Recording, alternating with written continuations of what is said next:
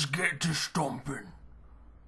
Hello everyone, welcome to this new video of information for Total War Warhammer. And we've just got a doozy. It's the first time we've got quite a lot of information at once, and once again it was all in the form of a beautiful video. Just one of the first things I want to talk about is, like Thorgrim Grudgebearer, I recognise a voice actor. I'm pretty sure it's the same one. With Thorgrim, I'm like 95% sure it's Richard Ridings. With Azag the Slaughterer, I'm 75% sure it's the same voice actor, Richard Ridings. It definitely sounds like him at a few points, but because I think it's because he's trying to sound like an orc in the form of Azag, it's a wee bit harder to detect. Whereas this Thorgrim voice sounded a lot like some of his other work I've seen him do. Whereas Azag, he's never done like an orky thing, so I'm not really that sure if it's him or not. But moving on, the last thing you want to hear me ramble about is the voice actor. Though I will say this to do with it though, that speech he gave right at the beginning, oh my word, it was awesome. If you've not watched the video, link is in the description. Go watch it now quickly, at least just the speech, then come back. I'll give you a countdown. 5, 4, who cares? They've about to pause and went and watched it by now. Right. That speech was awesome. I don't know if you've noticed it, but I love how the Crown of Sorceries was whispering to him in the background that whole video. And you might want to go back and just double check that if you didn't even notice it. It's that subtle you might not have noticed it if you just watched it. So wait, you going back? You watched it? 3, 2, you'd have watched it by now. Right. On to it again. I peed myself when you first hear the whispering and Azag just blurts through "Bloomin' it!" That was... I'd wet myself. I was laughing like mad.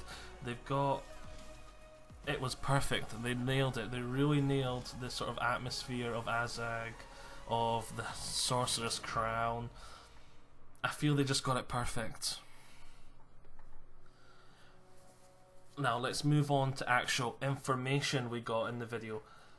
The biggest amount of the biggest thing to talk about is gotta be the magic. Azag can cast spells thanks to the Crown of Sorcery, as we already know, and we actually got to see him do so. We actually got to see like spells and magic in a battle. In the bottom right part of the user interface is like this orb, this bowl, and you can see when the winds of magic is really low, there's not much, it is slowly creeping up, and I noticed there's a wee ball at the bottom that's like a green arrow facing up. I take it that's when the winds are going up and the actual amount of mana you've got as a pool is going up. I can't remember what the bit at the top looked like it was meant to be for. In fact, I don't even think I had a feelie for that. But yeah, as this orb filled up, you had a bigger and bigger mana pool, and when you cast spells it decreased. Small, quite weak spells only took up a little bit of the pool, whereas near the end when we've seen the purple sun of Xerxes, I think that's the spell, the purple sun anyway, I normally just call it purple sun, we got to see that, and it did a huge amount. It took like half the pool. And around this pool, in the bottom right corner by the way, we did see Azag's spells. He had 6 spells and he used quite a few of them throughout the battle, and most of them were just really small, just sort of nudging the balance in his favour. Like, there was this point where he had 2 ranged cavalry units that were getting chased by a yeoman cav, which they had no way of beating in combat. So he just used this one spell that does a little bit of damage and debuffs the unit, and then charged in, and that was enough just to quickly turn that combat around and into his favour. And then there was another spell right near the beginning where it's just all it does is like lightly damage the enemies, sort of how you would use slingers. It'd fill a similar sort of role as a unit of slingers early in the battle, where you're not really killing the troops, you're just sort of dwindling the health to give your guys in melee a much better advantage. And then obviously the slingers later on would go around the back and pummel, but we're not here to talk about the slingers and what they were good for. So yeah, that was very, very versatile in his spells and what they could do, and the whole time. The only spell we've seen that actually had a huge effect in the battle would have been well, they all ended up having a big effect because he was nudging this bit into his favour, he was nudging that bit into his favour. So the outcome of the battle was drastically changed by Azag's spells, but never in an OP sort of way. It was always the right time, use it at the right time, the right place, and it caused something big.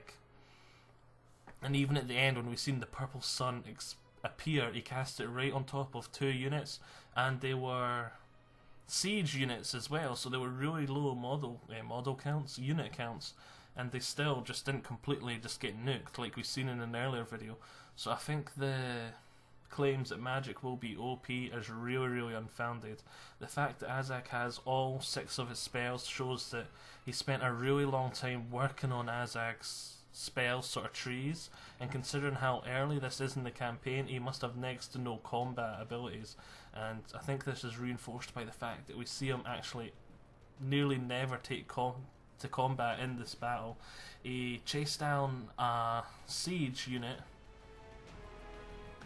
with his flying mount, and he got a rear charge just at the end when the battle was basically over, just to help put the final nail into the coffin and defeat the Bretonnians.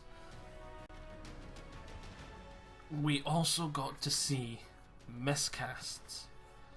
Now, instead of just quickly cutting like I normally would to show you the miscast was that sort of, is that it?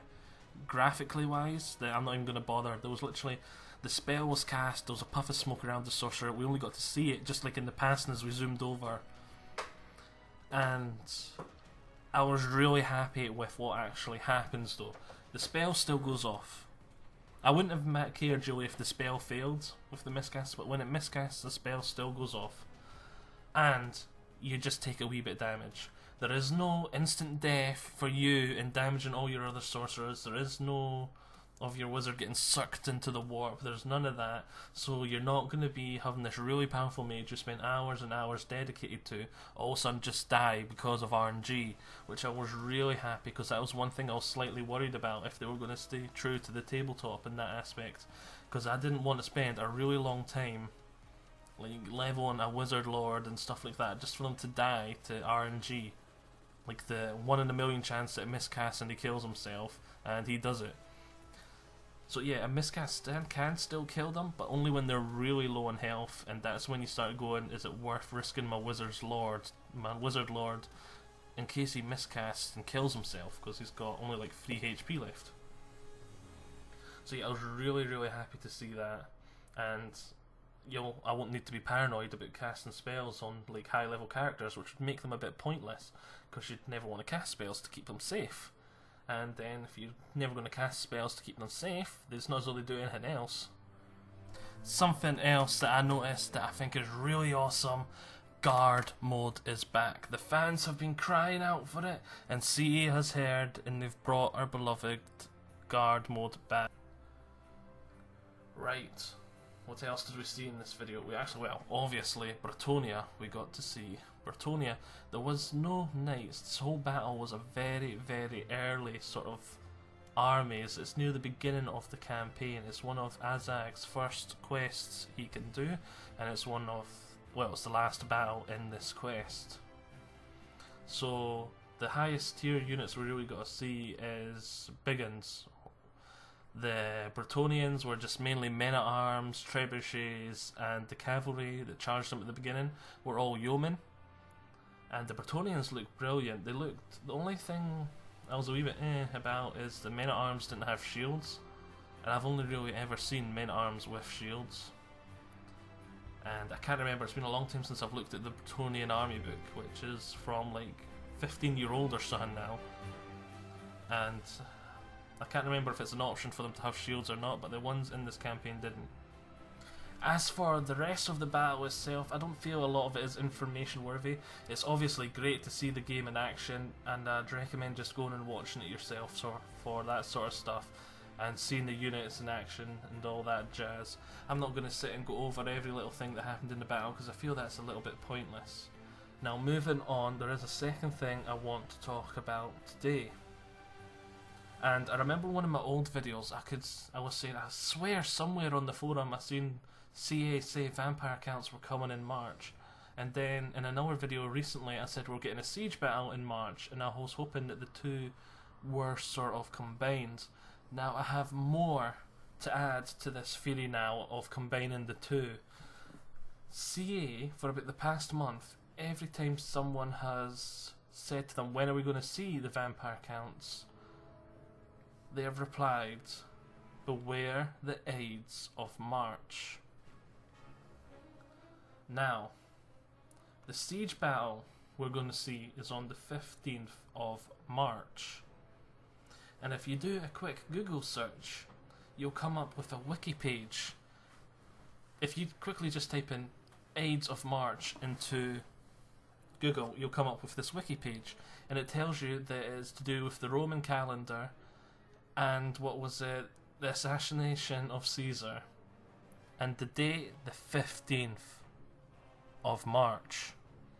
Now, as far as I'm concerned, unless CA is just torturing us and giving us false information and just teasing us, which CA, yes, they are great at teasing us.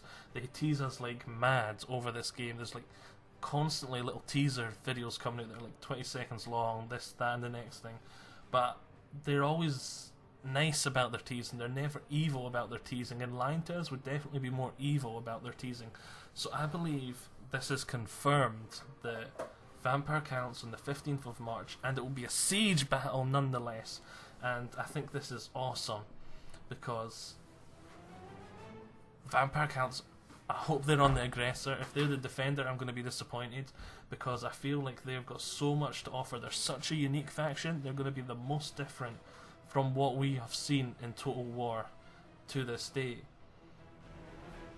And especially on the attack and siege, are their ethereal units going to be able to go through walls? They've got a lot of flying units, Fellbats, light flying units too, like infantry sort of level flying units. They've got just so many very unique things, and they're also the most magically focused out of all the races we've seen. So they're going to be casting a lot of spells, and it'll be really interesting to see how that affects the attacker, so to speak, in a siege.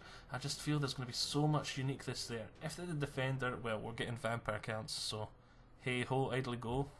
That'll be awesome, but I'd much rather see them as the attacker. And though it'll probably be against Empire, it would be even slightly better if it was against a dwarf Karak, because then also we're going to see how OP the dwarfs are at defending a Karak. But I really doubt it'll probably just be against Empire. So there we go. Lots of stuff to talk about today. I hope I've given you some food for thought.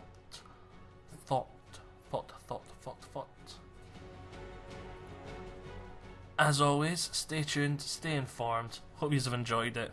See you all next time. Bye-bye.